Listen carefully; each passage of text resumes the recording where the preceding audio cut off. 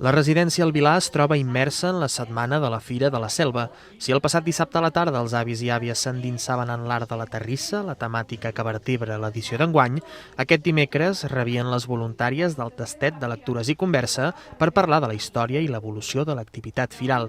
La iniciativa, promoguda conjuntament per Creu Roja i la Biblioteca Pública, ha arrencat la temporada amb el seu objectiu intacte: acompanyar els usuaris del centre assistencial amb el relat d'històries, el visionat de pel·lícules o l'escolta de música per despertar anècdotes i experiències.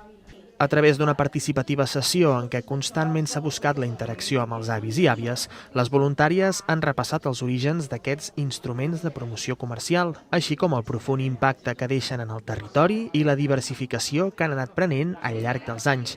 Un dels casos més clars és el de la Fira de la Selva, tot i que durant la trobada els usuaris han anomenat altres exemples més propers als seus records. Ja que tenim aquest cap de setmana la Fira aquí de la Selva, doncs vam pensar de fer sobre les fires. Fem una sèrie de preguntes i després llegim el tema que portem, molt visual, vale? I tractem de les tres principals, les més importants des de començament, des de que la Corona d'Aragó va donar el permís per muntar fires a les ciutats.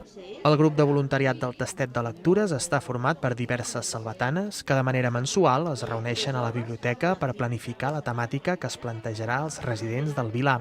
Una de les darreres incorporacions al grup és la salvatana d'adopció Anna Maria Bernal, mestra jubilada, que ha trobat en aquesta activitat l'oportunitat de seguir cultivant el seu amor per la docència.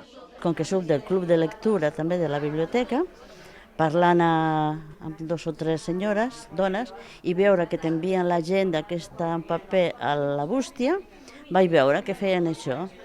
Jo és que vaig tenir ma mare en una residència, 3 anys també, i me vaig implicar una miqueta. Llavors dic, vaig a veure com funciona aquí a la selva. I mira, aquí estic. Les voluntàries intenten que les temàtiques que es tracten a les trobades estiguin relacionades amb festivitats o esdeveniments pròxims al calendari. En aquest sentit, la sessió de l'abril se sol dedicar a Sant Jordi, mentre que les de juny i novembre a les festes majors de la selva.